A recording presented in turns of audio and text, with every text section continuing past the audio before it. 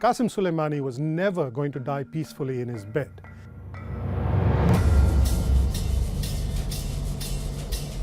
And his death was the logical denouement, if you like, of his reckless escalation of violence in the past couple of years, but especially in the past couple of months. In Iraq, Soleimani, through his proxy militias in Iraq, have been launching a series of attacks on American military bases. This led ultimately to the death of an American contractor at a military base in Kirkuk in northern Iraq, and from there things really got out of hand. He was essentially the spider in the middle of a complex web through which Iran was able to exert force far beyond its natural borders. But he also controlled dozens of proxy groups, militias all over the region. Hezbollah in Lebanon, Hamas in Gaza, the Houthis in Yemen, assassination squads operating within Europe. To many Iranians, he was a hero. He was the second most important Iranian after the Supreme Leader Ayatollah Khamenei. And he was regarded as someone who was defending the country's interests all over the world.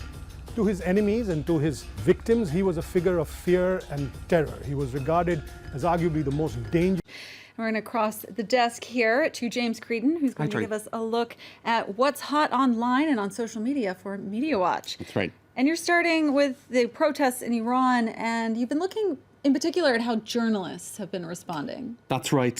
So lots going up on Twitter, even though Iranians can't access it without an IPN, although pretty much everyone has an IPN apparently. But there are still a lot of images going up more for an international audience of what's been happening on the streets of Tehran and elsewhere. This is at Sharif University. You can see crowds there chanting Iranian elite killed by Islamic Republic, or that's the translation provided there at least. He was going to collect documents for his forthcoming marriage, but Jamal Khashoggi never came out of the Saudi consulate in Istanbul. As his fiancée waited outside, behind the closed doors, he was being murdered and dismembered. Today, after a trial condemned as a sham by the international community, Saudi Arabia said 5 men have been sentenced to death for his killing.